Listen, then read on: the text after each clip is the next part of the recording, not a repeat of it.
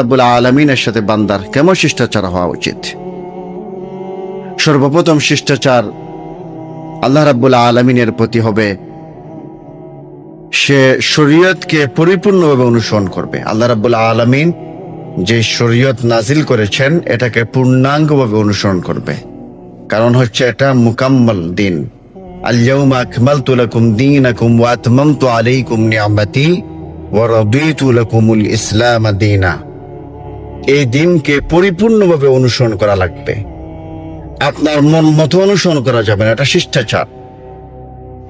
আপনি ঈমান আনছেন আল্লাহ রাব্বুল আলামিনের প্রতি, এর মানেই হচ্ছে তিনি যা বলেন তাই আপনি একটা গোলামের মতো, আপনি বিনয়ী হয়ে আপনি মেনে নিবেন।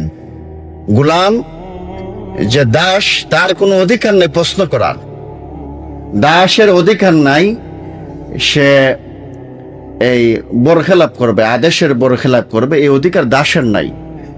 তো আপনি গোলাম, আপনার এই অধিকার নাই যে আপনি আপনার মন মতো আপনি গোলামি করবেন, এই অধিকার নাই। আপনি তো গোলাম, আপনি দাস, যা আদেশ আসছে তাই মানতে হবে। এই জন্য আল্লাহ রাব্বুল আলামিনের প্রতি আমাদের শিষ্টাচার হচ্ছে শরীয়তকে পরিপূর্ণভাবে অনুসরণ করা।